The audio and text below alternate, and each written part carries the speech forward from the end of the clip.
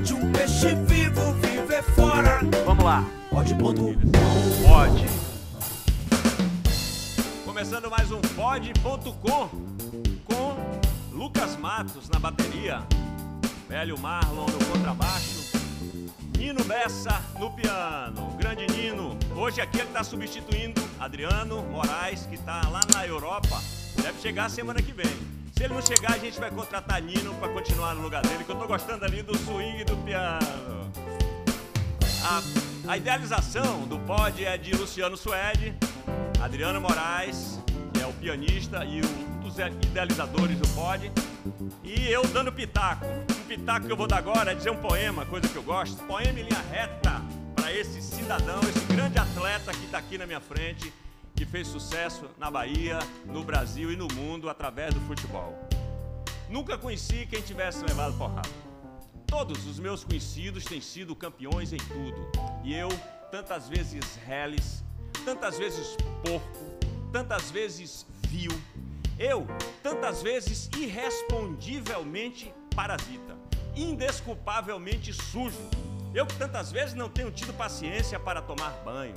Eu que tantas vezes tenho sido ridículo, absurdo, que tenho enrolado os pés publicamente nos tapetes das etiquetas, que tenho sido grotesco, mesquinho, submisso e arrogante, que tenho sofrido enxovalhos e calado, que quando não tenho calado tenho sido mais ridículo ainda. Eu que tenho sido cômico às criadas de hotel, eu que tenho sentido o piscar de olhos dos moços de frete, eu que, quando a hora do soco surgiu, me tenho agachado para fora da possibilidade do soco. Eu que tenho feito vergonhas financeiras pedindo emprestado sem pagar.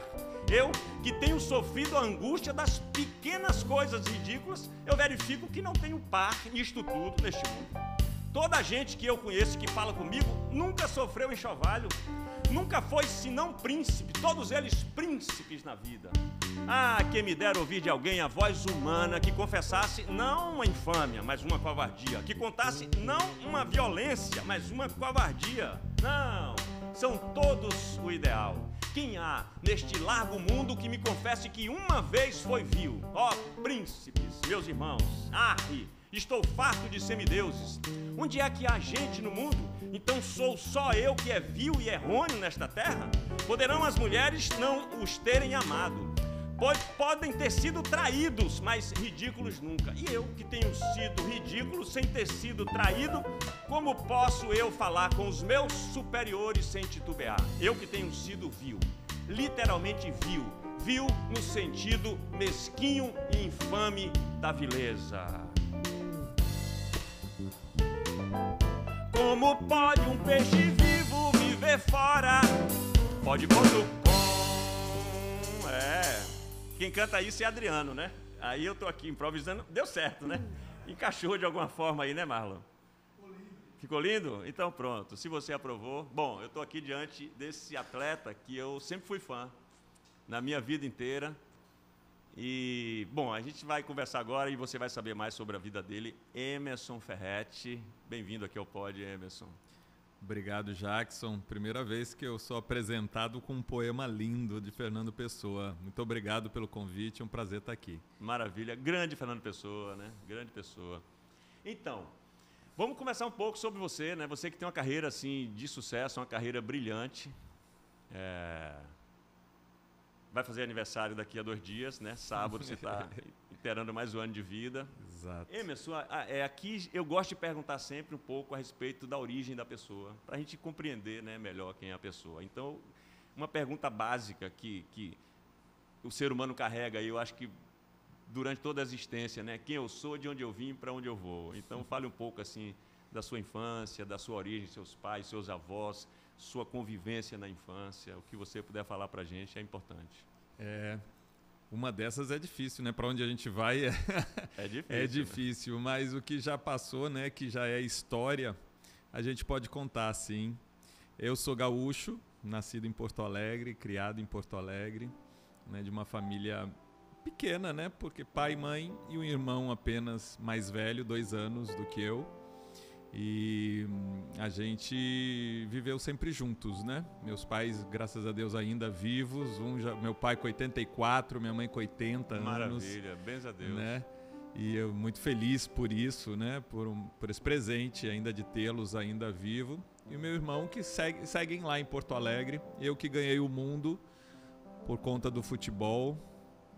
Comecei muito cedo no futebol. Talvez comecei no futebol com 8 anos de idade. Eu entrei no Grêmio, né? Na escolinha do Grêmio com 8 anos de idade e não saí mais, né? Então, eu só saí do futebol dos campos aos 35 anos, quando eu encerrei a carreira. Que é o tempo médio, né, de um atleta de futebol. Né? Alguns, infelizmente, encerram antes, outros se estendem um pouquinho mais, mas 35 anos pode se considerar uma idade média aí. Infelizmente, a gente depende do nosso corpo e a partir daí nem todo mundo consegue ter o mesmo desempenho, né? Mesmo para goleiro, Emerson? Goleiro costuma-se dizer que pode seguir um pouquinho mais. Mas o treinamento de goleiro é bem pesado. Eu costumo dizer assim, qualquer atleta de alto rendimento, né, diz, esporte é saúde. Qualquer atleta de alto rendimento não é saúde, não, porque a gente exige do nosso corpo que vá no limite o tempo todo, né? Então, quando você passa muito tempo fazendo isso, chega uma hora que o corpo reclama, né? O corpo grita. E aí é a hora que vai desacelerando. Até chegar o momento da aposentadoria, que é muito cedo ainda, né? Assim, com 35 anos a gente está jovem ainda, podendo fazer um monte de coisa. Exatamente. E para quem teve sucesso na carreira de atleta, e, né, não só em conquistas, mas pôde fazer o seu pé de meia, né, financeiro, enquanto atleta, tá aí, tem ainda uma vida pela frente bastante grande aí para desfrutar, né? Mas nem todo mundo, não é a realidade de todos os atletas de futebol, infelizmente, né? Você falou que você começou com 8 anos, mas sua família era da zona rural ou era urbano? Como é que funcionava isso? Você teve que ficar distante da sua família? Não. Eu tive alguns, assim, perto do que eu já vivi, né, vivenciei, né, e vi de outros garotos, né? Precisam sair muito cedo de perto dos pais quando moram no interior.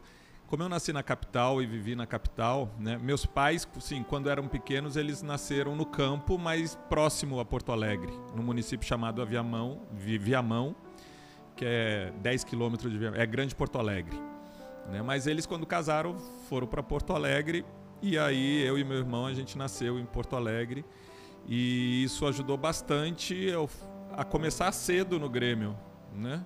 E minha família toda gremista, então eu fui influenciado, né? Eles que te empurraram. Meu pai gosta muito de futebol, meu tio é gremista doente, acompanha o Grêmio. Sorte sua, né? Também, que é um grande clube, né? Sim. E aí meu irmão entrou no Grêmio 1 ano antes de mim. Ele é 2 anos mais velho, ele entrou 1 ano antes de mim. Durante 1 ano, eu acompanhei meus pais levarem meu irmão todo final de semana para jogar na escolinha, né? As competições que tinha. E eu fiquei 1 ano observando. Aí no ano seguinte eu pedi para entrar também, já como goleiro. Eu disse assim, mas eu quero ser goleiro.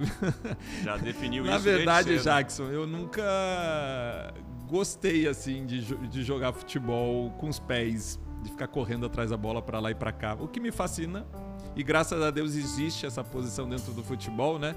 É o gol, né? É ser goleiro. Meu tesão dentro do futebol era ser goleiro, né? E aí eu já pedi, foi o que me fascinou, né? Eu não sei exatamente porquê, mas me fascinou e eu entrei já como goleiro com 8 anos. Nunca tentei mudar essa posição, que é muito comum quando a gente é garoto e nem sabe ainda direito o que quer da vida, nem muito menos a posição que quer jogar dentro do futebol, né? Para saber onde se adapta melhor, isso você não teve, né? Não tive esse problema, não. E o seu irmão jogava em que posição? Jogava na linha? Meu irmão começou no gol, depois do gol ele foi pro ataque, ele foi até os 20 anos dentro do Grêmio, então ele cumpriu todas as etapas na divisão de base dentro do Grêmio, e ele era atacante, com relativo sucesso, porque chegou à seleção brasileira infantil, sub-15, eu também, né? Depois dele, eu também fui convocado algumas vezes para a seleção de base.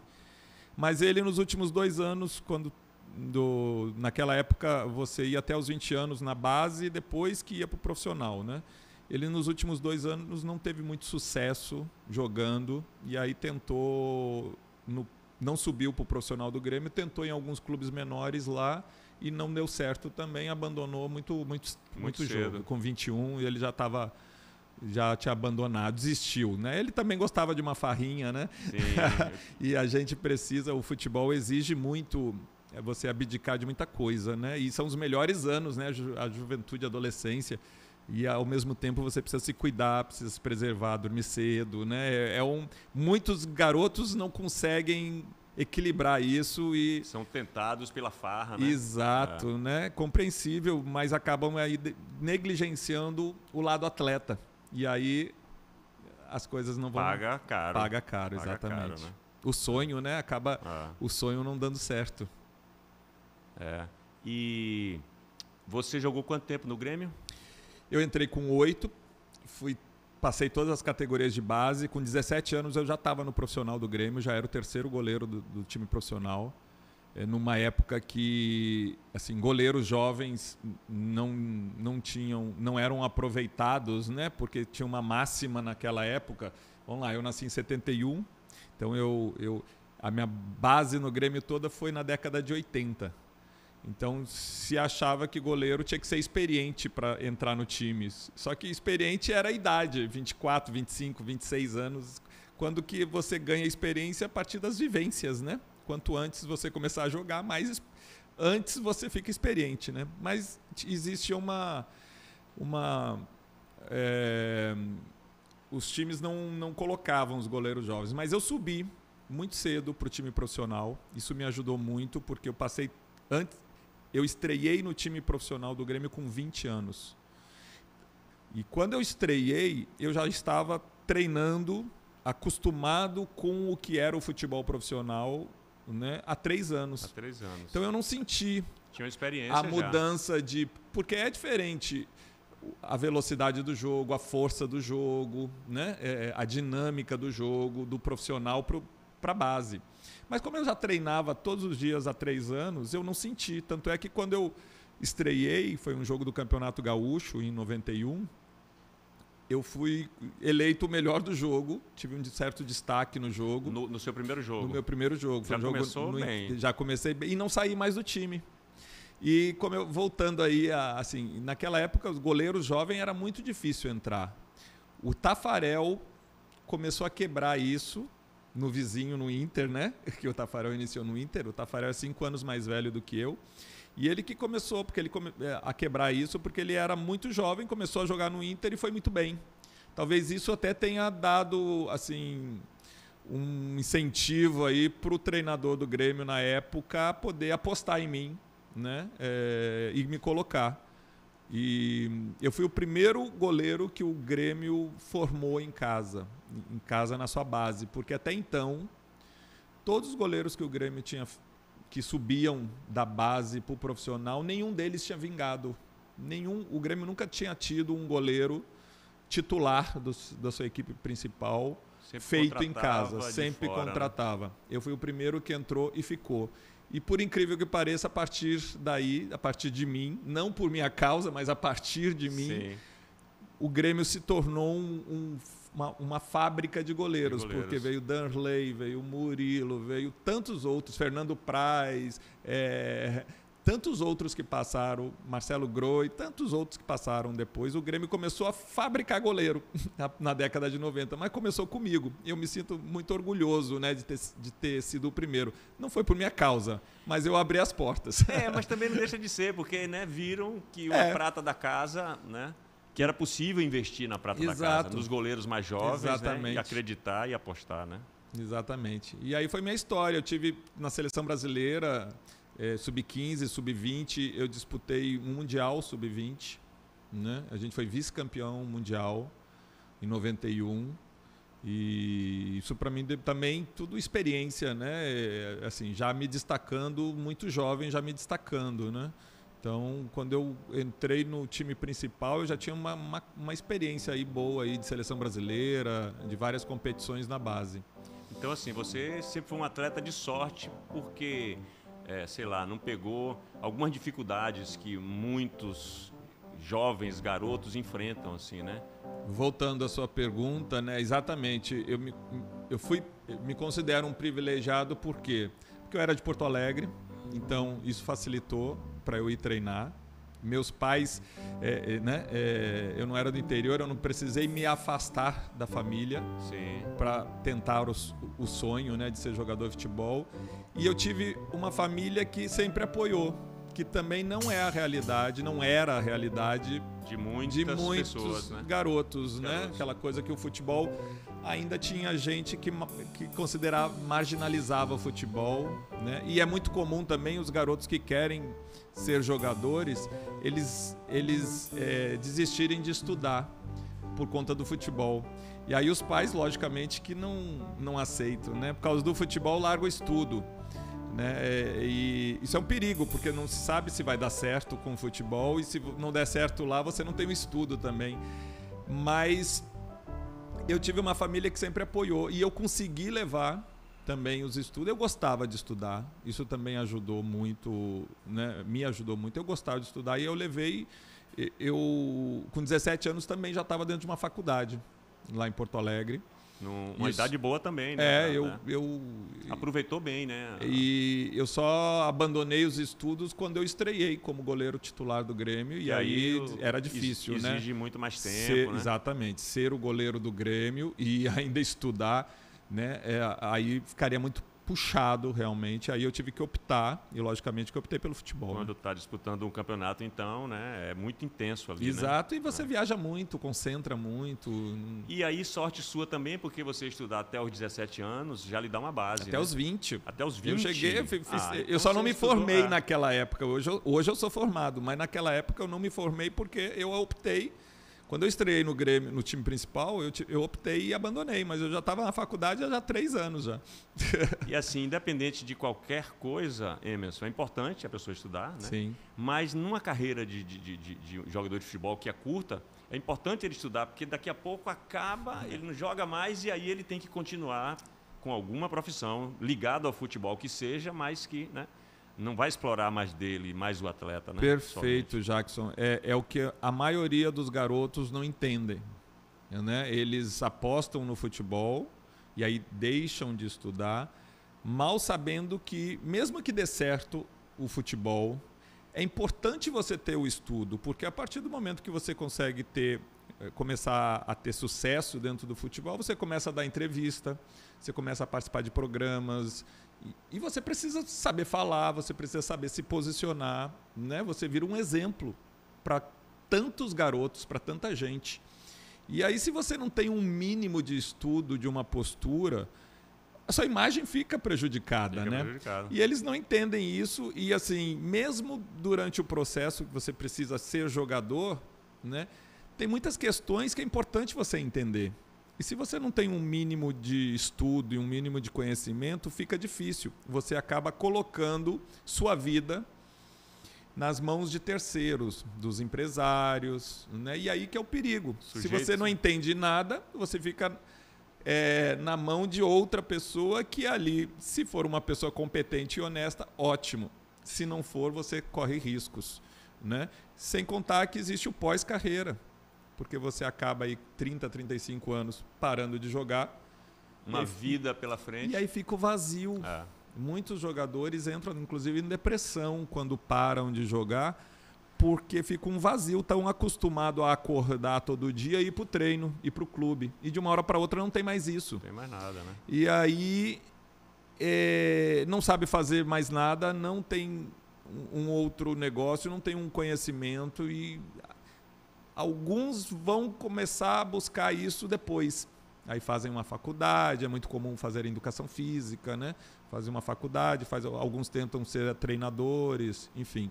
Mas outros tantos sofrem depois que param. Nem todos conseguem acumular uma grana para abrir um negócio, né? Uma coisa assim, né? Na verdade, então, é a minoria, né, Jackson? Né? A gente tem uma falsa impressão, porque o que aparece na TV, logicamente, que é a pontinha da pirâmide, né? A pontinha da pirâmide são aqueles clubes da Série A do brasileiro, o topo da pirâmide, que tem ali 20 clubes, com, sei lá, 30 jogadores cada clube, são 600 atletas.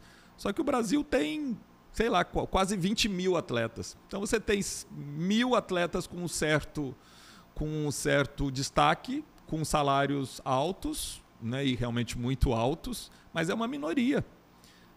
Todos os outros, talvez aí 95%, e isso já teve até um estudo da CBF, né, que comprova menos de 1% que tem os salários. A maioria é salário mínimo mesmo, né? Todos os outros não conseguem ter um salário alto e fazer seu pé de meia. Até porque jogam em clubes menores, alguns clubes só jogam ali o campeonato estadual, que são contratos de 3 meses. Aí você joga 3 meses, fica o restante do ano desempregado, porque falta competição para esses clubes. É muito atleta e pouco time, pouca competição. E aí, realmente, a maioria é uma realidade muito diferente do que a gente está acostumado a ver na TV da ponta da pirâmide, né? E é o que muitas vezes, geralmente, seduz uma garotada, né? Vai por esse glamour, né? Todo mundo acha que vai chegar lá, né? E é legítimo achar isso. Exatamente. Né? Tem que você sonhar tem que sonhar grande, né? e sonhar no alto lá, né? Mas nem todo mundo chega, né? Ó, aqui nesse copo, aqui tem a água, a gente está bebendo. Tem água. Mas aqui tem papelzinho com alguma pergunta, pode ser para você cantar. As perguntas cabeludas. Né? Para você dançar alguma coisa. Alguma habilidade. Você já me assustou falar que cantar, assim, Deus não me deu esse talento. Alguma habilidade mais que você exercia lá durante os treinos? É uma pergunta ou é um trava-língua? É o quê? É muito socó para um socó. É um trava-língua, É para você falar sem errar. É muito socó para um socó, só coçar. Agora você tira o papel e fala ele 2 ou 3 vezes seguidas. É muito socó para um socó, só coçar. É muito socó para um socó, só coçar. Arrasou, Pegue outro. Tirou de letra esse aí. Vamos ver um verdinho aqui. Para poder dar entrevista tinha que ter assim também, né? Exercícios de voz para soltar a língua. Eu preciso botar o óculos, porque óculos. Na minha época de goleiro eu enxergava bem, mas agora o original não se desoriginaliza. Poxa, esse é difícil. Esse é um pouquinho difícil. Tem que repetir, né? Tem que repetir. O original não se desoriginaliza. Você tira de letra, você é craque aí, né? Porque na minha profissão, né, o ator para falar, aí tem que fazer os trava-língua para poder, né, não tropeçar nas palavras. Né? Você sabe que eu sempre quis fazer aula de teatro. Desde quando? Desde quando? Desde lá de... Não, assim, eu sempre achei que poderia agregar muito no meu crescimento como pessoa. Sim, mas agrega eu mesmo, imagino, né? pelas dinâmicas que você faz, pelo aprendizado que é. Exatamente. Nunca tomei a iniciativa, sempre ouvi o desejo, mas nunca tomei a iniciativa. Sim, né, agora que você, daqui a pouco a gente vai falar a respeito disso, que você também está, né, sendo comentarista no rádio, na televisão, nunca é tarde para você fazer. Sim, quem sabe ainda. E é o que você falou mesmo. Tempo. A gente diz muito isso para as pessoas, às vezes, assim, quando divulga uma oficina de teatro, né, que não é só para a pessoa que quer ser um ator, uma trabalhar atriz. Profissionalmente, Exatamente. Né? Para todas as profissões é desenvolver a capacidade de comunicação da pessoa. Corporal, né? Trabalhar muito corpo, tudo isso. Eu sempre achei que seria muito interessante fazer. Nunca é tarde, você está na Bahia, né? Claro. Bahia não nasce, estreia, então você vai ver aí que tem muitos profissionais que eu ainda pretendo, quem sabe. Sim, então vamos falar, você fez sucesso no Grêmio, foi campeão pelo Grêmio, né? Fui campeão. E você tem uma trajetória assim brilhante no futebol brasileiro. Do Grêmio você foi para onde? Para o Flamengo? Eu no Grêmio, eu joguei 1 ano e meio como titular no Grêmio e eu tive uma lesão bem grave, por isso que eu saí do time titular, né? Eu quebrei a perna num jogo de início de temporada. Fratura de tíbia e fíbula. E eu fiquei 1 ano parado. Foi num jogo? Foi num jogo de pré-temporada. Alguém que entrou com maldade? Na verdade, foi uma disputa de bola. Tanto eu quanto o outro atleta poderia ter evitado a disputa e eu acabei... Para não perder, para não tomar um gol, para não perder o jogo. Tem todo um processo aí, né, para tentar explicar essa situação. Mas eu acabei ficando 1 ano no departamento médico. Um ano é um tempão, né? Com para um isso, atleta, né? logicamente, eu saí de cena, né? Saí do time. Voltei, na época o Derlei começou a jogar, o Derlei que fez história no Grêmio, começou a jogar, eu voltei a treinar e a jogar 4 meses, recuperei a posição, mas eu joguei 4 meses e quebrei a perna novamente no mesmo lugar. Nossa não tinha, senhora. na verdade, não tinha ficado bem recuperada. Pelo tempo ou apesar pela do tempo, a recuperação não foi bem feita. Né? Não foi bem feita e não ficou bem recuperado. A segunda vez eu quebrei sozinho. Treinando? Jogando. Um outro jogo amistoso. Acabei quebrando sozinho a perna. E aí eu fiquei mais 6 meses fora de cena. E aí novamente perdi a posição. E aí quando eu voltei dessa segunda lesão, eu era um goleiro que tinha 2 fraturas na perna. Era um goleiro 2 anos mais velho do que o Derlei, que estava jogando, e o Derlei estava bem. Então, o Grêmio optou por manter o Derlei, lógico, é uma decisão correta, né? E eu acabei sendo emprestado para o Flamengo, né? Aí eu saí do Grêmio, ainda pertencendo ao Grêmio, mas eu fiquei 2 anos no Flamengo, no ano do centenário, inclusive, em 95, quando repatriaram o Romário, né, que teve todo aquele oba-oba em cima do clube. Eu participei de tudo aquilo, né? Eu estava no Flamengo, fiquei 2 anos, mas foram 2 anos que eu também joguei pouco. Eu tive minha fase titular no Flamengo, mas a maior parte do tempo não. E aí depois do Flamengo, eu disse assim, eu preciso jogar. Eu estou muito tempo fora, né, pelas lesões e por esse tempo no Flamengo que... E aí eu fui para clubes menores para poder jogar. Eu disse assim, eu preciso mostrar meu trabalho, mostrar que eu estou vivo, né? Que se eu fosse para algum outro clube grande, eu provavelmente iria para o banco também, porque eu não estava jogando. Aí você decidiu ir para um clube menor, mas como é que funcionava? Você era dono do seu passe? Não, ainda era do Grêmio. Eu ainda era do Grêmio, né? Como eu sabia que se eu voltasse para o Grêmio eu também não jogaria, porque foi a época que o Derlei teve o destaque, o Grêmio foi campeão da Libertadores e tudo isso, seria muito difícil jogar nessas circunstâncias. Eu fui para times menores para disputar competições e que eu pudesse aparecer. E aí foi uma estratégia que se revelou correta. Eu passei 2 anos aí jogando em times menores, mas jogando competições que davam mais visibilidade. Eu joguei um campeonato carioca no América, joguei um campeonato paulista no Ituano, eu joguei um brasileiro de Série A pelo América de Natal, que era um clube pequeno, menor, mas estava na Série A, e eu joguei no ano seguinte o brasileiro no Bragantino também, que era outro clube menor, mas Série A. Então, eu queria era ser visto, porque eu acreditava no meu potencial. Eu disse assim, eu jogando, eu mostro o meu trabalho. Até que surgiu, depois desses 2 anos, né, surgiu o convite do Juventude. Voltar para o Rio Grande do Sul, mas no Juventude. Tudo isso emprestado pelo Grêmio, né? Meu passe, na época tinha a lei do passe ainda, né? O jogador pertencia ao clube. Hoje não mais, né? Desde 2001... a Lei Pelé libertou os atletas, né? Acaba o contrato, você está livre. Naquela época, acabava o contrato, você ficava preso ao clube. Terrível, né? Muitos atletas ficaram literalmente presos, né? Podendo fazer carreira brilhante, né? Porque os dirigentes faziam o que bem entendiam, né? Se eles quisessem sacanear o atleta ali, eles deixavam 2, 3 meses treinando separado, sem receber, até que o atleta... Tá bom, me dê qualquer coisa aí que eu assino. Era perverso o sistema. E aí eu fui para o Juventude, e no Juventude eu conquistei, né, junto com o clube, mas tive uma participação muito grande na conquista, que foi o meu maior título, que foi a Copa do Brasil de 99. Né? Eu já tinha ganho a Copa do Brasil em 89 e 94 pelo Grêmio, mas não tinha jogado, né, pela fratura. Em 94 eu estava com a perna fraturada, e em 89 eu ainda era um garoto de 18 anos, né? Mas já estava no time, no elenco. Em 99 eu joguei. E tive uma participação muito efetiva mesmo, muito importante na conquista. A gente ganhou o título dentro de um Maracanã com 105 mil pessoas. Foi a última vez que o Maracanã pegou, né? Teve um público superior a 100 mil pessoas. Depois reduziu por segurança, reduziu, né? Teve a obra. Maracanã. E a gente jogou contra o Maracanã todo torcendo contra, né? Porque só tinha botafoguense naquela final.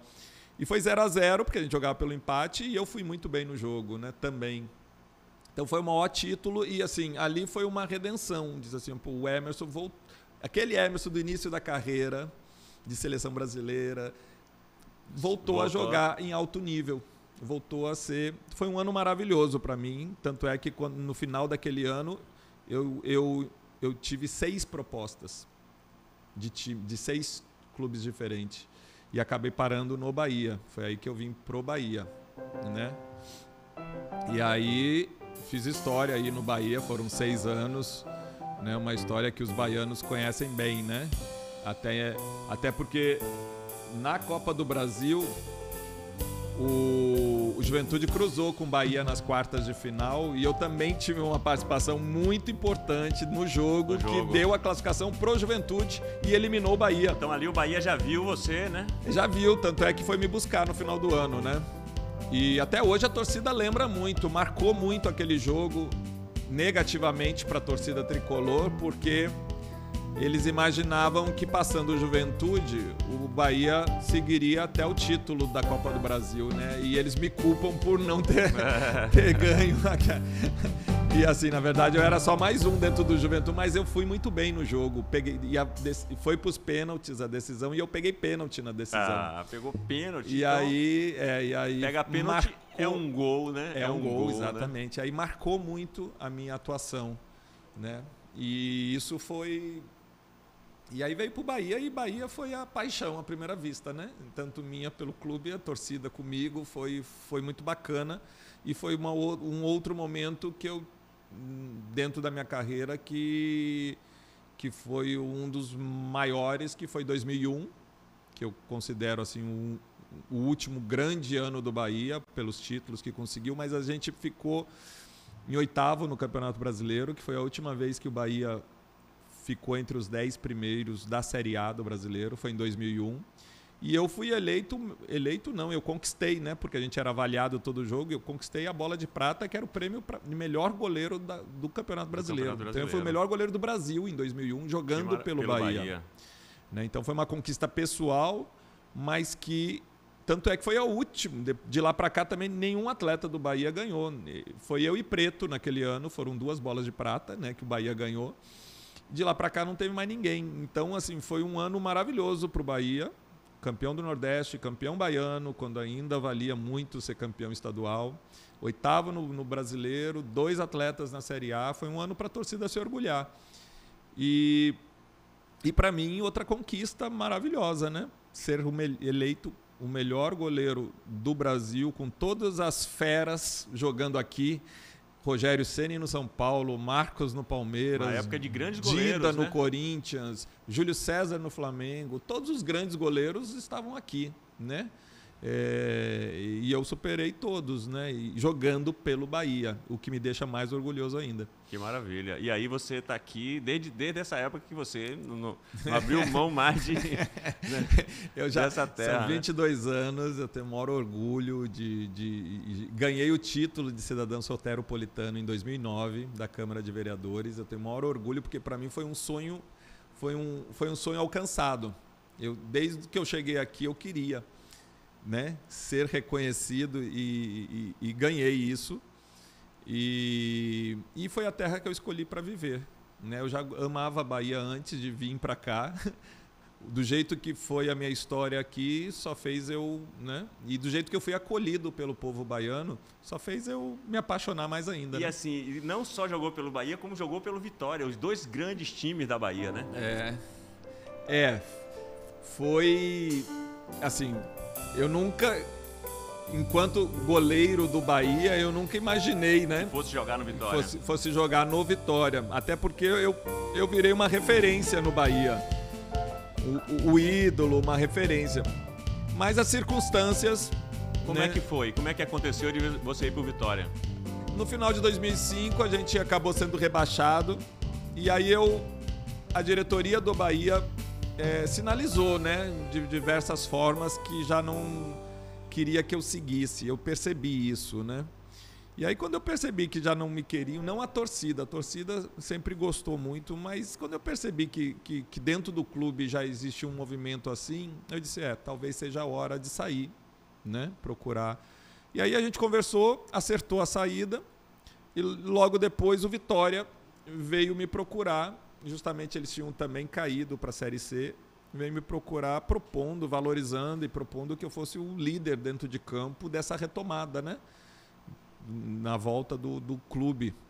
E aí eu precisava seguir minha carreira, né? Eu já tinha acertado minha saída, com muita tristeza, né? Foi um dia que eu chorei muito quando eu acertei minha saída do Bahia, mas eu disse assim, preciso seguir minha carreira, né? E dei seguimento. Aí fui pro Vitória, joguei 1 ano e meio no Vitória, subimos para a Série B, né? Como vice-campeões brasileiro da C. Fui campeão baiano em 2007 com o Vitória, né? Ajudei o clube. E o fato de ter jogado nos dois me ajudou muito nas todas as minhas funções pós-carreira de atleta, né? Que eu tive aí Você encerrou no Vitória? Encerrei no Vitória em 2007. E me ajudou bastante, porque eu acabei conhecendo os dois clubes como atleta, como adversário, conheci as duas torcidas como atleta, como adversário, conheci as pessoas que faziam, né, os dois clubes, que fazem os dois clubes, né, o dia a dia dos dois clubes, a dinâmica, né, a filosofia de clube, tudo isso, né, eu acabei conhecendo. E aí quando eu sou comentarista, eu já fui presidente do Ipiranga, todos esses... Eu trabalhei na prefeitura, no escritório da Copa, que a prefeitura montou para acompanhar a preparação da cidade para a Copa do Mundo, isso ainda na gestão de João Henrique. Trabalhei no governo do estado, na Sudesb, né? Tudo isso, trabalhei na Copa América em 2019, no comitê organizador também. Tudo isso todas essas funções foi importante eu ter jogado nos dois clubes, porque eu precisava me relacionar com os dois. E como comentarista também fazer comentários sobre os dois. E o fato de conhecer bem os dois clubes facilitou bastante. Ampliou a sua percepção, claro, aí desse mundo aqui, né? Claro. Do futebol baiano, que são os dois grandes times, né? Né? Exatamente. São os maiores clubes, né? E, Emerson, quais assim as maiores dificuldades que você encontrou na sua trajetória como jogador? Por exemplo, eu pergunto isso porque tem políticas do futebol. Sim. Né? Tem políticas do futebol que... teve uma época, eu acho que foi em 93, acho que era 93, eu estava no Maracanã vendo o Brasil e Uruguai. O Brasil, se perdesse, parece que não ia para a Copa, e chamaram o Romário. Eu lembro. Foi 2-0, né? 2-0, 2 golaços de Romário. Eu nunca tinha ido no Maracanã a primeira vez. E aí, um pouco, parece que ele não foi para a Copa. Eu não sei se ele foi para a Copa. Ele foi, em 94 ele foi o grande destaque, né? Qual do tetracampeonato. A Copa que ele não foi? Foi depois? Foi em 98. 98. Eu estava apresentando aqui em Salvador o... 98? Acho que foi 98, porque depois ele não foi mais, né? Em 2002 também o Filipão não levou. Porque depois ele não foi mais, né? Isso é quase que encerrou a carreira na seleção brasileira, né? E aí eu apresentando com Maria Menezes aqui, o troféu Zusa Ferreira, eu caí na besteira de perguntar a eu não sei qual foi o atleta que a gente chamou para poder ganhar um prêmio, se ele faria com Romário o que a seleção brasileira fez, de não levar para a Copa do Mundo. Foi um silêncio dentro do Teatro Casa do Comércio, 500 e poucos lugares, superlotado. Eu não sabia que uma pergunta daquela ia colocar a pessoa numa saia justa e um silêncio total, como se eu fizesse uma pergunta que eu jamais deveria fazer. Aí eu vi que rola uma pressão, né? Assim, as pessoas não têm uma liberdade de expressão assim dentro. Não. Você viveu alguma coisa assim, nesse sentido que sei lá, que de repente podia ser prejudicial na carreira? A gente tem, enquanto atleta, primeiro, tem várias situações. Há uma competição muito grande, desde pequeno. Então, você perguntou das dificuldades. A primeira, todo mundo quer ser jogador de futebol. Então, você imagina quantos goleiros, quantos garotos queriam o meu lugar. Já é uma competição no gol do Grêmio ali, gigante, né? do infantil do Grêmio, do sub-17 do Grêmio, do sub-20, que eu era o goleiro titular. Quantos queriam o meu lugar? Então, o tempo todo chegava gente para tentar me tirar dali. Então, é competição o tempo todo. Não é só a competição contra o adversário quando entra em campo. É competição interna. Você tem 4, 5 goleiros e um só joga. Então, você compete. Na base, está sempre chegando o garoto novo para fazer a avaliação, para tentar ocupar o seu lugar. Então, você tem que estar se defendendo o tempo todo. Tem que estar entregando desempenho o tempo todo. Isso é outra coisa. Quando você começa a ganhar, né, destaque, tudo, você vira uma pessoa pública. E aí tem todo o ônus e o bônus de uma pessoa pública, de uma pessoa famosa. Você vira um exemplo, você não pode estar em todos os lugares que você gostaria, falar todas as coisas, muitas coisas. É melhor não, porque dá repercussão, causa polêmica, uma série de coisas. Então você tem que tomar cuidados, comportamentos, uma série de coisas que você precisa ter, né? Isso também. No meu caso específico, eu tive o problema das lesões. Isso foi uma fase muito difícil, porque foram 2 lesões graves e que poderiam, inclusive, ter encerrado minha carreira.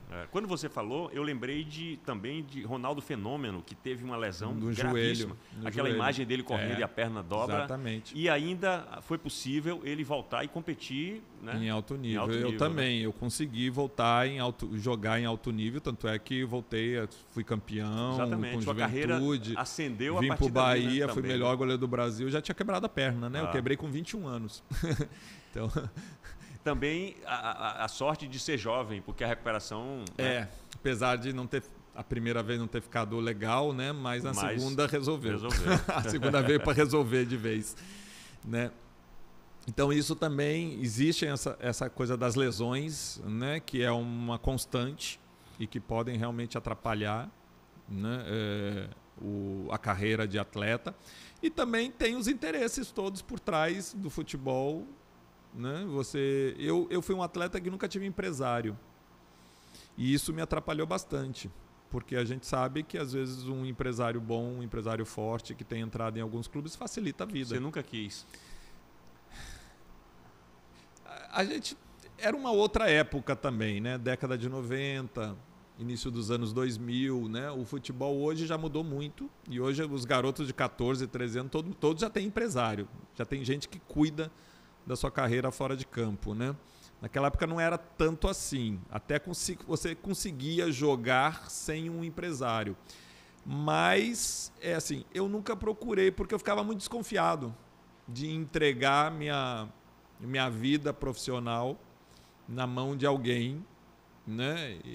Só que, com certeza, perdi oportunidades, né? Ganha por um lado, perde ganha por outro. Ganha por um lado, perde por um outro, né? Optei por isso e acabei, assim, não sei também se seria melhor ou não, né? A gente não sabe, mas eu sempre falo assim, num balanço final de toda a minha carreira, eu me considero um vitorioso, né? Porque eu fui até o final, eu joguei mais de 600 partidas efetivamente como profissional, né? Ganhei títulos em alguns. Eu sou considerado um dos grandes goleiros da história do Bahia. Tem objetos meus no museu do Bahia. Isso é um orgulho muito. Não é todo atleta que joga e que tem um destaque dentro de um museu, de um clube. Então é para poucos. Você é o goleiro que mais jogou na história. Nos Bahia? 91 anos do Bahia, eu sou o terceiro. Terceiro? Eu acho que o Nadinho é o primeiro e o Ronaldo Passos o segundo.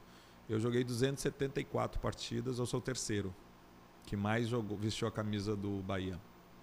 Mas eu tenho um recorde interessante no Bahia, que eu joguei 155 partidas seguidas pelo clube.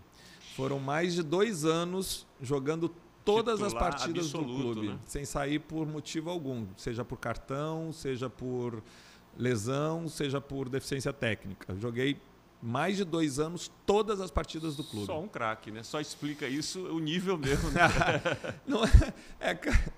não é um craque porque não me tiraram por deficiência técnica, mas para me tirar de jogo, eu jogava doendo, com o dedo torto, machucado, com dor, eu ia. Era muito difícil me tirar de jogo, né? Aliás, eu já tinha ficado muito tempo sem jogar quando eu quebrei a perna, né? Então, aí tinha que compensar, né? Qualquer dorzinha não era motivo suficiente para me tirar de jogo, né? Você também ganhou um prêmio por disciplina, um prêmio nacional? 2 anos seguidos, né? A CBF distribuía o prêmio de jogador mais disciplinado do Campeonato Brasileiro. Do campeonato todo? São muitos jogadores no Brasil, né? Todo mundo que jogava, lógico que tinha um número mínimo de partidas. Para você concorrer ao troféu, você precisava jogar um número mínimo de partidas. E a condição era não tomar cartão algum durante a competição toda. E eu ganhei 2 anos seguidos, 98 e 99 pelo Bragantino e 99 pelo Juventude. Eu não ganhei sozinho, até porque outros atletas também tiveram essa mesma condição, mas eram poucos, tipo assim, 5, 6 que acabavam o campeonato com essa condição. E eu ganhei 2 anos seguidos. Recentemente você deu um depoimento assim que, né, para muitos, né, chocou da sua sexualidade, né? Como é que foi isso na sua vida profissional? Que barreiras você encontrou dentro de um clube, por exemplo? Bom, foi difícil, viu? Foi muito difícil todo o processo, porque, como eu falei, né? Infância na década de 70, adolescência na década de 80, a gente não tinha esse acesso à informação como a gente tem hoje com a internet. Então, para um garoto que começa a se perceber um pouco diferente, com os gostos diferentes, entender isso foi um processo lento e complicado. E no meio que você, né? E assim, que você convivia, o futebol é um meio, né? Exatamente. Existia toda um conceito na época, um pensamento vigente na época, né? Muito negativo em relação aos gays, à homossexualidade. E aí eu cresci vendo isso, ouvindo isso, dentro da família e na escola e principalmente no futebol, que é um meio, né, muito machista, homofóbico, e eu cresci dentro desses meios ouvindo tudo isso e ao mesmo tempo me percebendo e sem poder conversar a respeito com ninguém. Como é que eu ia chegar no meu pai, na minha mãe, ou no treinador, ou no colega, falar alguma coisa desse tipo? Não tinha, nem passava pela minha cabeça, né? Então, o agravante foi a solidão do processo.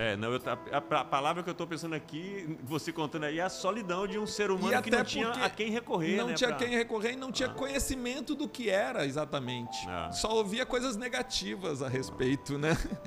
Eu costumo dizer, tudo que era de ruim... Eu acho que tem um ditado que diz, tira do cachorro, põe ali. Né? Tudo que era ruim mesmo, o gay era associado à promiscuidade, a descaração, a sem-vergonhice,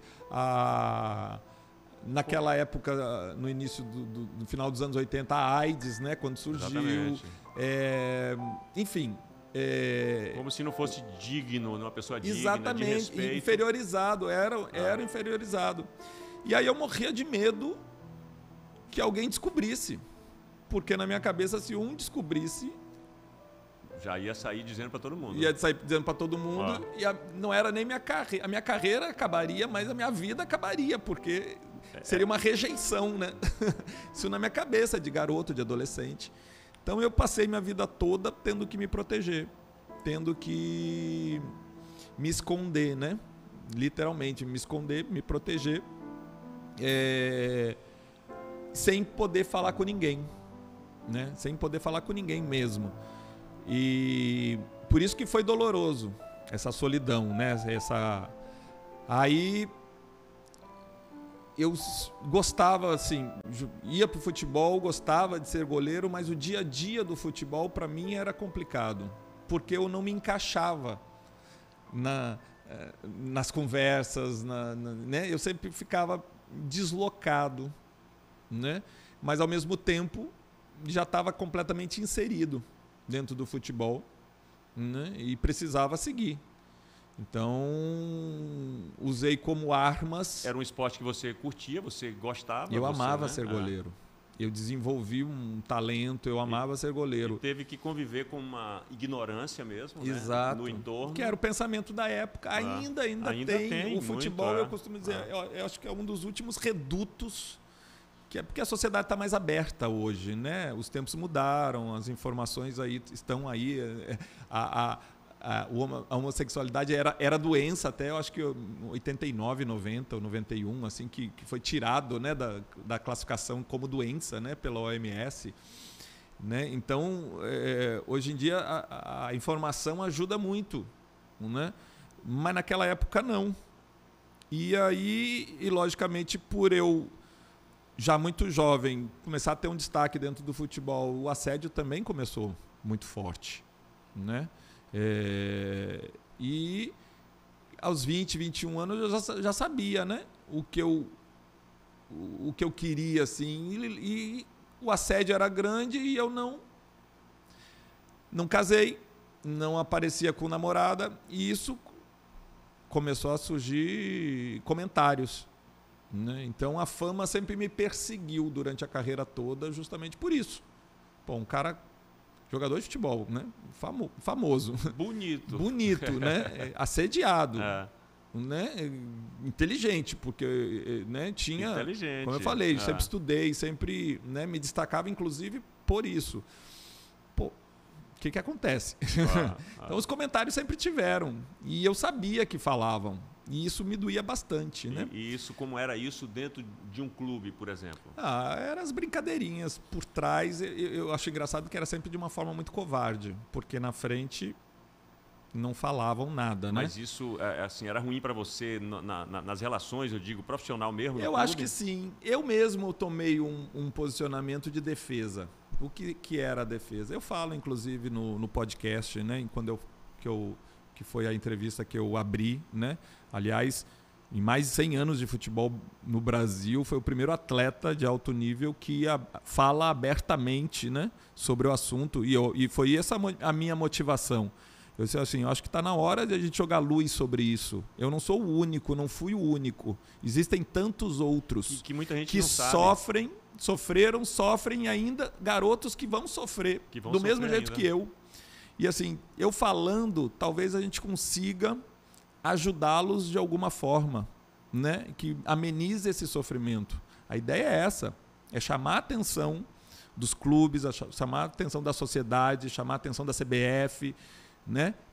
Para olhar para isso. E olhar com respeito. Olhar com respeito, naturalizar, criar um grupo de apoio, os clubes perceberem, porque várias vezes, Jackson, eu tive depressão, eu pensei em abandonar minha carreira, porque era pesado segurar, né? E principalmente sozinho. Eu não podia chegar no médico e dizer assim, pô, eu tô...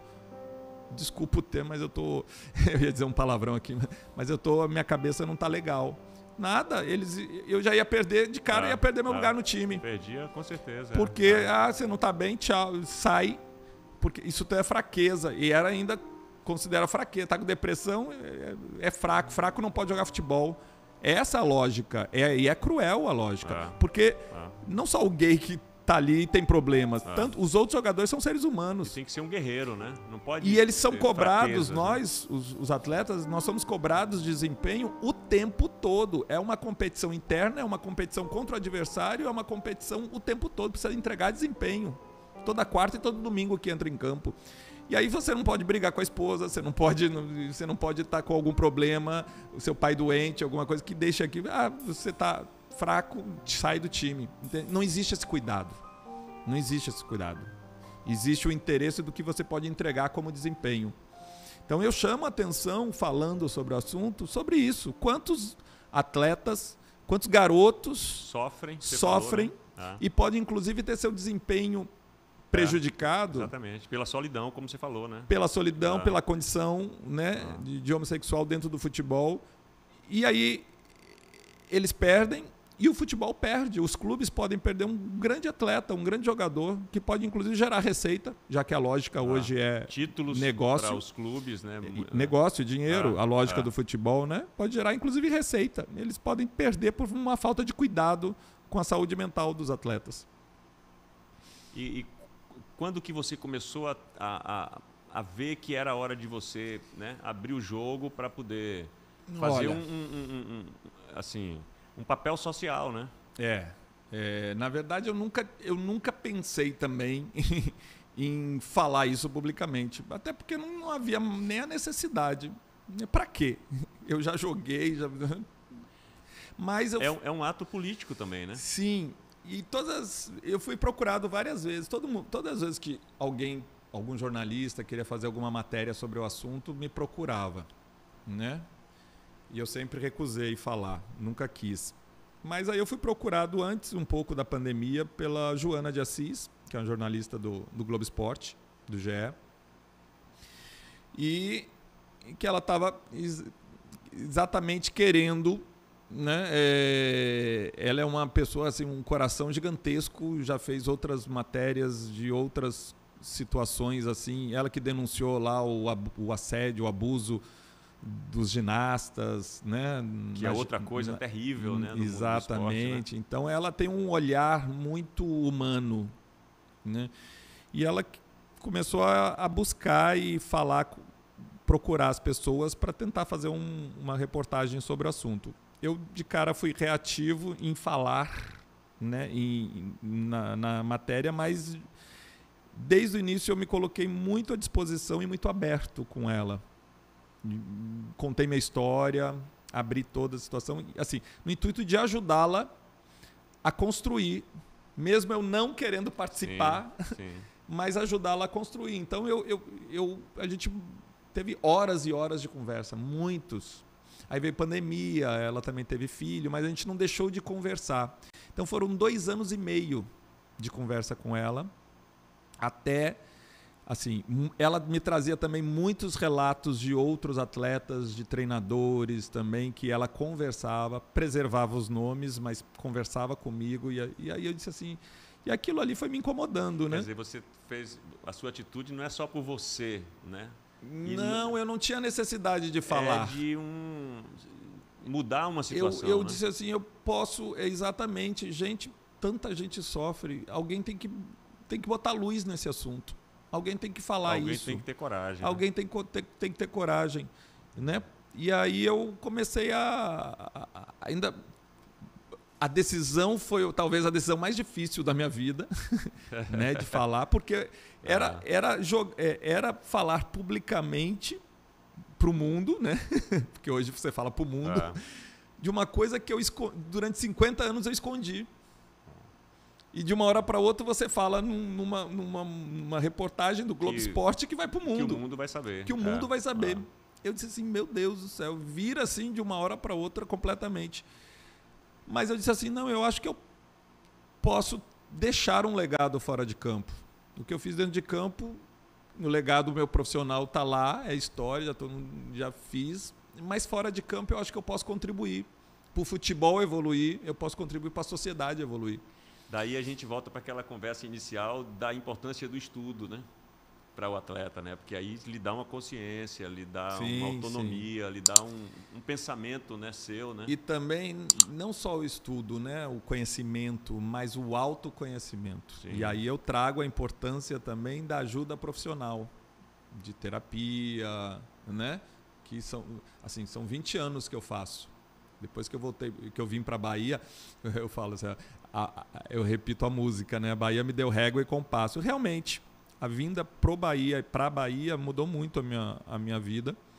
E aqui também eu tomei a decisão de buscar ajuda profissional, porque eu tinha muitas perguntas e quase nenhuma resposta, né? E muita dor dentro para ser tratada, para ser trabalhada. E eu precisava ter uma ajuda profissional. Então são 20 anos de terapia que também me deram esse autoconhecimento e essa condição, essa coragem de poder chegar ao momento de falar, né?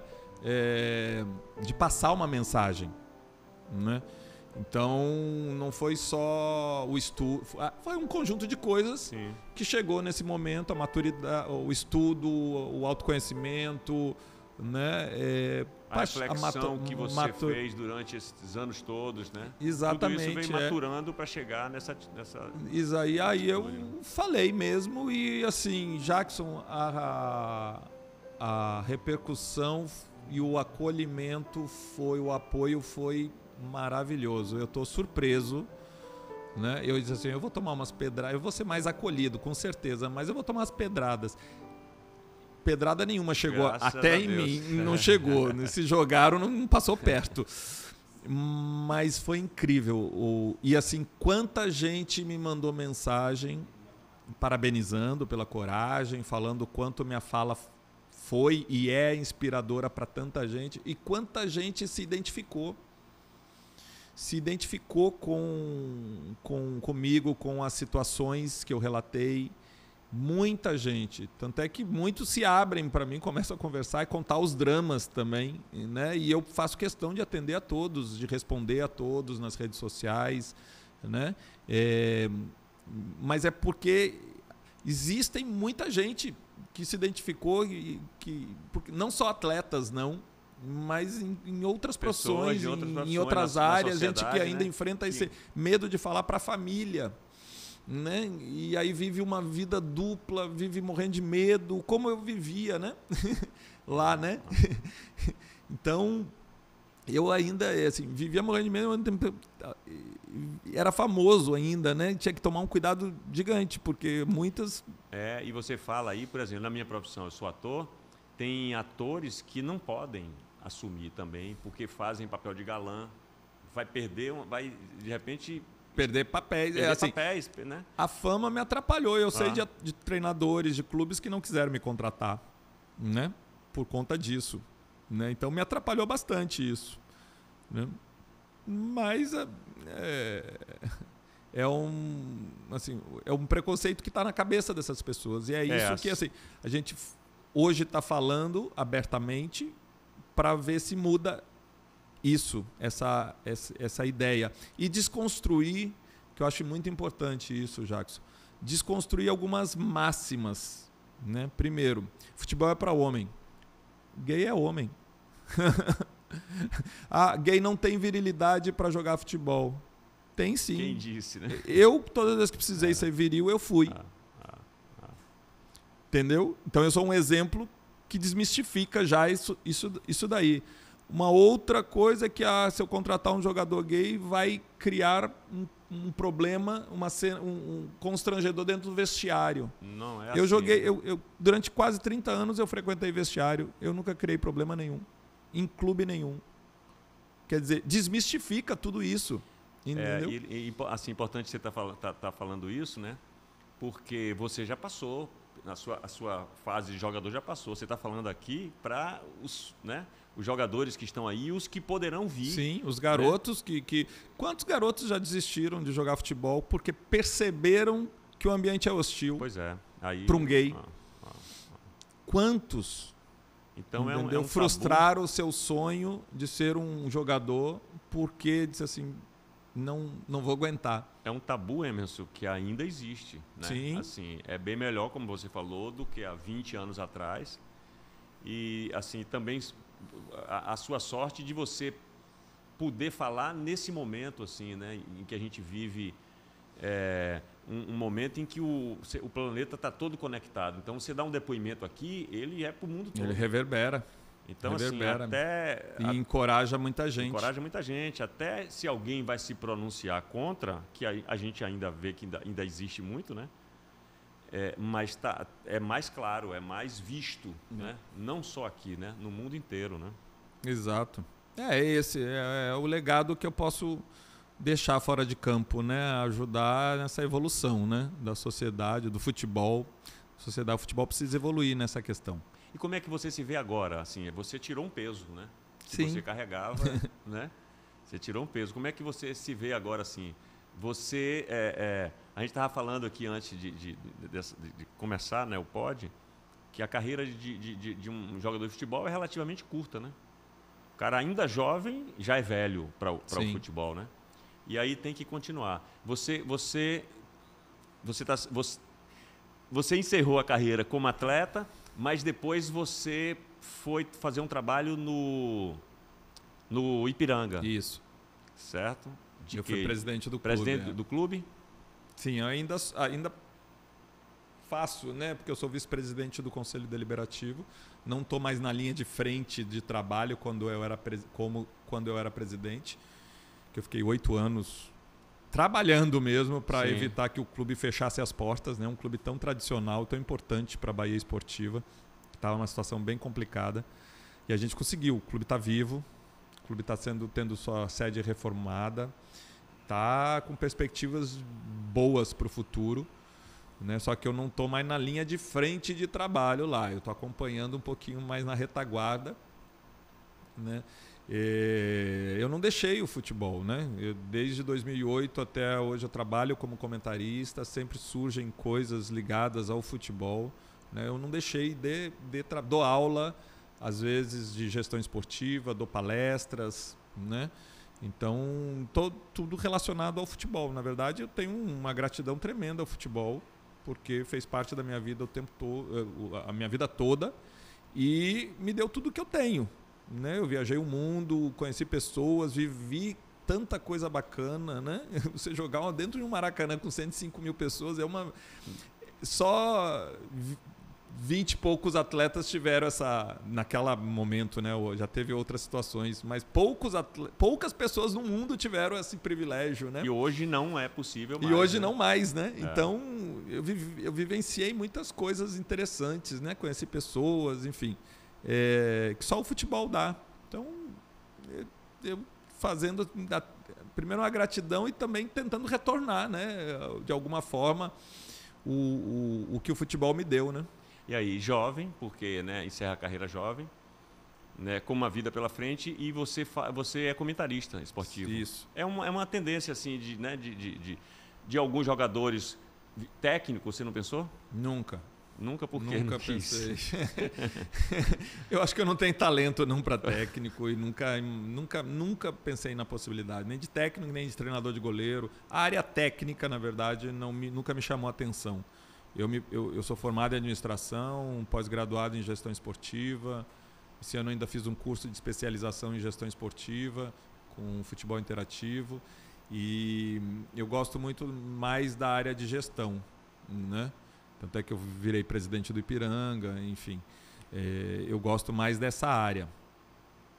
É uma pessoa de sorte, assim, né? Porque você cumpriu essa sua missão aí de atleta e aí você como se ganhasse uma fase nova na sua vida, não é? Mas já com uma base toda, que vem do seu estudo, que vem das suas reflexões da sua vida. E eu ainda posso dizer assim, são poucas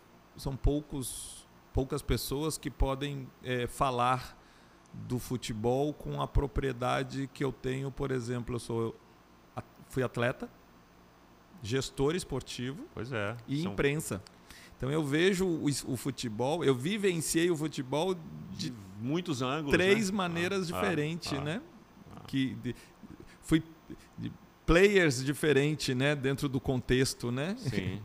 Então só falta ser empresário agora. Pronto, de jogador. Nunca é tarde, né? Mas não sei se...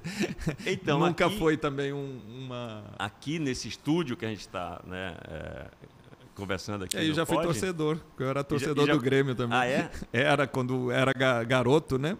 Era torcedor de arquibancada, hoje é torcedor do Bahia também. Você, né? E a família inteira, né? A família que te levou, né, para o Grêmio.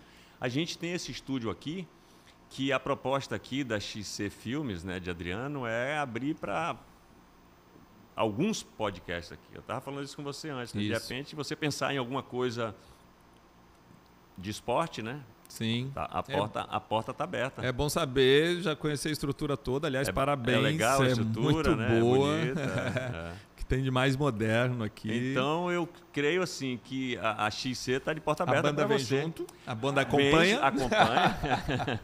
Acompanha. né? Acompanha sim. E é um podcast assim, eu não conheço nenhum podcast que tem uma banda assim, né? A gente sabe os programas. O programa do Jô tinha uma banda, né? Nosso podcast, eu acho que é o primeiro no Brasil a ter uma banda. Mas tem uma coisa, uma curiosidade que eu vou perguntar a você, eu acho que é a pessoa certa.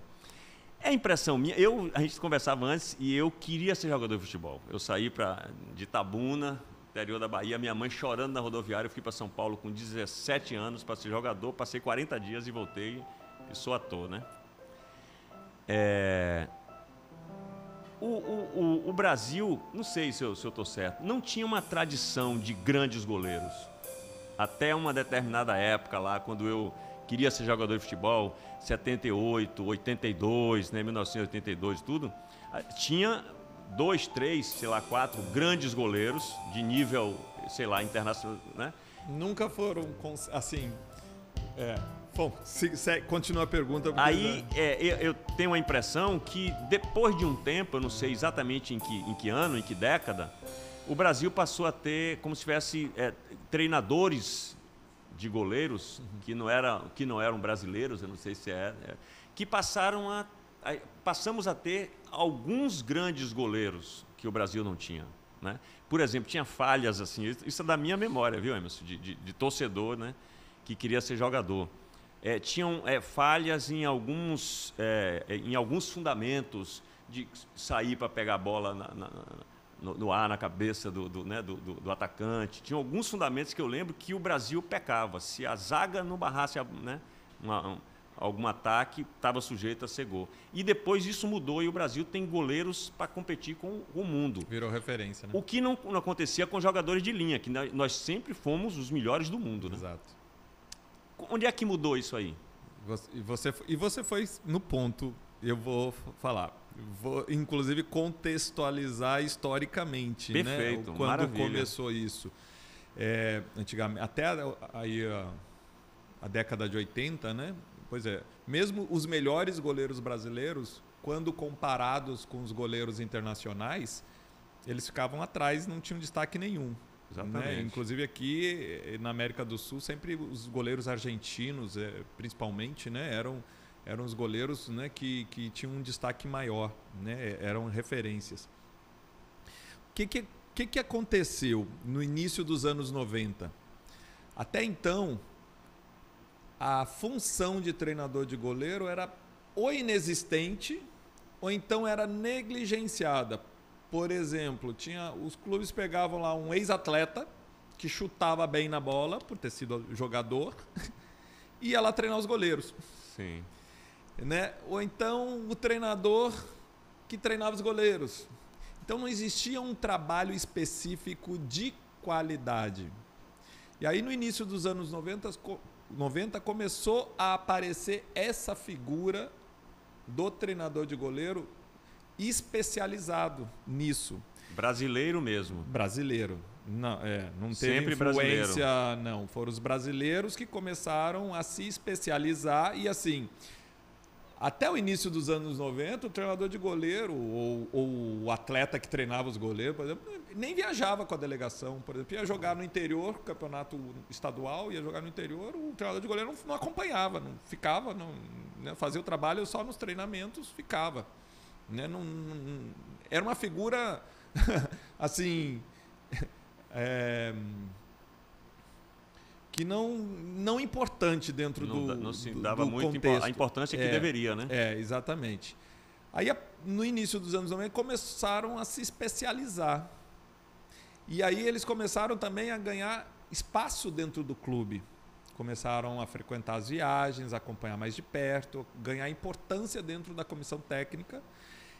E aí o trabalho começou a ganhar qualidade, porque começou a ter profissionais treinadores de goleiros mais qualificados que faziam um trabalho mais qualificado com os goleiros. E aí começaram a aparecer, os goleiros brasileiros começaram a se desenvolver. Sim. Começaram a se desenvolver. Foi essa a mudança, foi no início dos anos 90 com a percepção que o goleiro precisava de um treinador de goleiro e aí começaram a se qualificar e começaram a ganhar importância dentro os clubes começaram a perceber que fazia sentido. né? E aí os resultados começaram a aparecer. E a gente teve o Tafarel, que nos anos 90, para mim, é o maior da história do... É o maior para você? Para mim, fã incondicional dele, o maior da história do futebol brasileiro, o maior goleiro. E ele abriu muitas portas, né? Mas, inclusive, para o exterior, porque até então o goleiro brasileiro não ia. Exatamente, só ia o jogador de linha. Só ia o jogador de linha. Eles tinham grandes goleiros. Ele abriu muitas portas, mas foi isso que aconteceu. A qualidade do trabalho feito com os goleiros melhorou demais. E aí os goleiros começaram a se desenvolver e começaram a aparecer e se destacar. Tanto é que hoje são referências. São referências. Isso, então... você estava falando assim que não tinha uma cultura de um goleiro. O goleiro tinha que ter experiência. Então, com esse trabalho, passaram a colocar profissionais mais jovens no gol? Também, acredito que sim. Também. Né? E, inclusive, os treinadores de goleiros começaram a ter na divisão de base, que também não tinha. Sim. Minha divisão de base foi toda no Grêmio na década de 80. Quem nos treinava era o treinador. Eu tive, por exemplo, meu treinador no juvenil do Grêmio tinha sido um atleta do Grêmio, um jogador do Grêmio. Então ele chutava bem, não sei o quê. Ele que ia lá fazer os trabalhos, mas ele não era goleiro. Sim. Então ele não conhecia da posição. Sim. Ele não podia orientar, por exemplo, se eu pegasse a bola errado, caísse errado, não tinha essa orientação, porque o cara também não sabia. A partir do momento que tinha uma pessoa especializada, ele começa a qualidade do trabalho melhora. Aí você está falando, eu estou pensando aqui, será que é porque a seleção brasileira, os jogadores jogavam tão bem que, não precisa nem de um goleiro? Porque assim, o Brasil teve o melhor futebol do mundo e eu já não vibro tanto, eu queria ser jogador de futebol. Eu já não torço tanto pelo futebol brasileiro como eu torcia. Aí uma outra pergunta que eu quero te fazer, que é o seguinte, até que ponto a exposição de um jogador, né, fazendo com que ele ganhe a quantia que ganha um grande jogador hoje, até que ponto isso pode desestruturar psicologicamente um jogador? Por que eu faço essa pergunta também? Na minha cabeça, assim, se me chamassem para fazer algum trabalho psicológico com jogadores, eu ia falar para os jogadores para a gente resgatar o espírito de Garrincha, que existia uma irresponsabilidade, vamos dizer assim, dele, até existia em algumas atitudes, mas ele tratava todos, ele chamava todos de João, inclusive, né? Para ele, todo mundo era João. Podia ser alemão, podia ser argentino, podia ser inglês, tudo era João. Aí eu vejo uma seleção brasileira de tempos para cá, e já tem muito tempo, que fica medindo o adversário e treme às vezes porque é um alemão, sabe? E para Garrincha não. Então, assim, que trabalho psicológico é preciso ser feito hoje no jogador brasileiro para não dar mais aqueles apagões que a gente já viu em algumas Copas do Mundo? É que o futebol mudou tanto, Jackson. Tanto, dentro, fora de campo. Mudou muito os treinamentos. De quando eu parei, em 2007 para cá, que são 15 anos... Mudou muito, né? Até o treinamento de goleiro já está todo diferente, praticamente, do que eu fazia. Né? Para você ter uma noção. O futebol hoje mudou. Hoje essa... irresponsabilidade que o Garrincha tinha. Não tem cabimento, né? Mais hoje. Não cabe mais. Hoje existe um trabalho tático feito que você precisa respeitar. Quer dizer, suas ações dentro do campo são todas já treinadas, pensadas, né? Dentro de um contexto, né? Aquela coisa livre, né? Do Garrincha que você cita, hoje em dia está mais complicado para ter, né? Então, e eu acho que houve uma evolução dos outros países também, dos outros lugares, né? Uma organização, uma evolução que acabou o Brasil percebeu também isso. Demorou um pouco para perceber, né? Uma evolução do futebol em muitos aspectos, ficou para trás em alguns aspectos, e isso se refletiu também dentro de campo, com o jogo, com os resultados, né? Mas mudou muito. Eu acho que não tem como mais voltar a ter aquela ideia de Garrincha, não tem mais, infelizmente, né? Aquilo foi um passado, naquele momento funcionava. Agora é um outro futebol. E que talvez seja um futebol... Apesar de, assim, ainda ser muito emocionante, porque são jogos maravilhosos, a gente vê... Mas, assim, de uma certa forma, para quem vivenciou aquilo lá, né? Assim, perdeu um pouco, né? Um encanto, assim, que tinha, né? Essa coisa, por exemplo, do jogador pertencer a um clube e permanecer muito tempo no clube. A lógica hoje é negócio, né? É dinheiro, é negócio. Se eu sou seu empresário, para mim é melhor que você fique 6 meses no clube, 6 meses pule para o outro, 6 meses depois pule para o outro, porque a cada negociação dessas eu ganho dinheiro. Você também, como jogador, também ganha. O clube também ganha. Então, tudo conspira para isso. Então, você não vê mais essa identificação de um atleta com o clube como acontecia, né? Era muito comum, né? Mais antigamente. Você falou o grande goleiro para você foi Taffarel, né? Sim. E um clube, se você tivesse que citar assim, um clube que você é torcedor do Grêmio, né, desde de jovem, tudo. Se você fosse falar de um clube, assim, de algum momento desses anos todos que você conhece Você fala futebol, da minha experiência profissional? Não. Tá, da sua experiência profissional e se você fosse falar de um clube que você... Eu não tenho um só na minha experiência profissional, porque eu tenho um Grêmio que eu era torcedor, cada um teve uma importância. Uma importância. Né? E que eu fiquei 15 anos dentro do Grêmio. Então foi minha casa, segunda casa, 15 anos. Foi o clube que me deu a oportunidade de realizar meu sonho. E que eu me tornei profissional lá. Eu tenho um Flamengo... Juventude que foi... Eu tenho um Flamengo que... Sim, você foi pro Flamengo, assim, por mais que eu não tenha tido um destaque grande no Flamengo foi como goleiro... Foi importante por tudo que o Flamengo representa e o momento do Flamengo que você chegou, que eu estive lá. O centenário do clube com Romário e companhia, tudo aquilo que eu vivenciei, né? É chegar no topo. O Juventude pelo título conquistado, que foi o maior da minha carreira. E o Bahia pela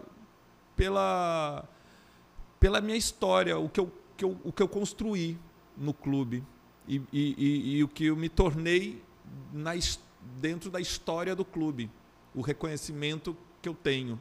Então foram 4 clubes assim muito importantes, sem nenhum demérito aos outros, que também foram muito importantes e fizeram parte dessa trajetória, dessa construção. Mas assim, a gente fala de importância, né? Então, esses 4. Ontem até me perguntaram, teve algum clube que um dia você queria jogar e não conseguiu? Aí eu lembrei, quando eu era adolescente, eu queria jogar no Santos. Eu não sei porquê, mas o Santos me encantava. Até jogar a primeira vez na Vila Belmiro. Aí eu desisti de jogar no Santos. Por quê?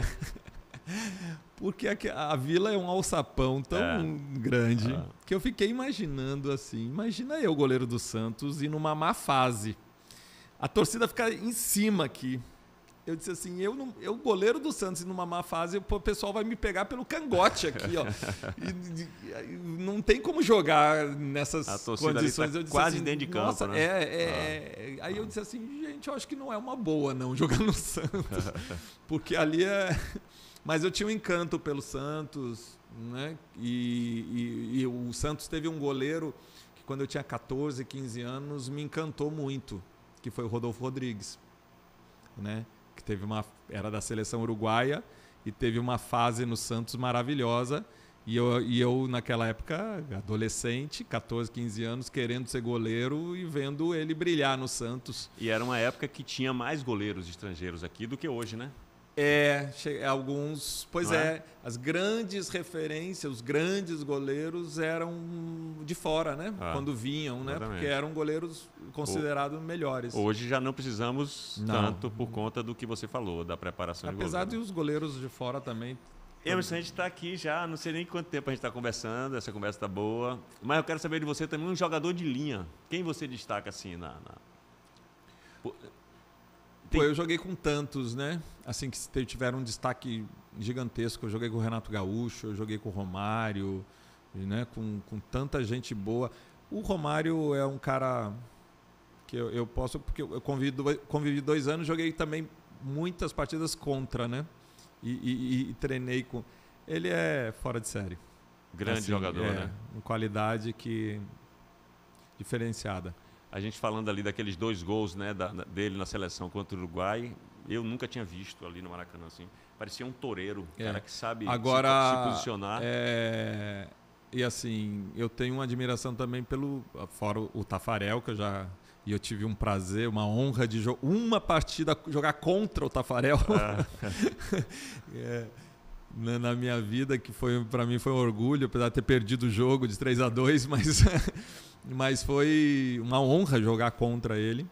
Mas eu tenho uma admiração pelo Zico também tão grande, porque eu tive a oportunidade, quando eu joguei no Flamengo, eu tive a oportunidade de conhecer o Zico. A pessoa também, né? Além do atleta. E ele é um cara... Um dos maiores jogadores do mundo, né? Fora o que eu já via, porque eu era criança e via ele jogar e era encantado com o jogador. Ele é um cara fantástico. Que teve a infelicidade de perder um pênalti, se não me engano, numa Copa. Na Copa de 86. A carreira parece que ficou marcada por aquele ato ali. E olha, eu sou vascaíno. Meu pai é vascaíno. Sofreu, então, muito, Sofri com muito com o Zico. Então, Zico, para mim, é um dos grandes jogadores que eu já vi na minha vida. Assim. Grande, gigante mesmo. É uma grande pessoa. Eu tenho uma admiração muito grande. Emerson, maravilha. Se você tiver alguma coisa que você queira falar aqui, que nós não falamos, embora a bateria já começou ali, mas você pode falar alguma coisa. Se você quiser fazer alguma consideração... Mas dizer que é uma alegria para mim estar aqui diante de você, né? Eu que já conheço a sua história muito pelo Bahia, né? E admiro o seu trabalho, sua profissão e agora admirando ainda mais o ser humano, viu? Então, muito grato aí por esse nosso Obrigado, Jackson. Eu que agradeço o convite, poder falar sobre futebol, sobre carreira, sobre várias questões assim importantes. Eu acho sempre que as coisas precisam ser faladas, né? Conversadas. E é isso aí, me mostrar um pouco mais. Que bom, sucesso aí, parabéns pelo podcast, tá lindo, é sucesso já. Me sinto muito honrado de fazer parte. Maravilha, e as portas do estúdio estão abertas aqui para você, se quiser fazer um pod aqui. Perfeito. Maravilha. Eu agradeço. Muito grato.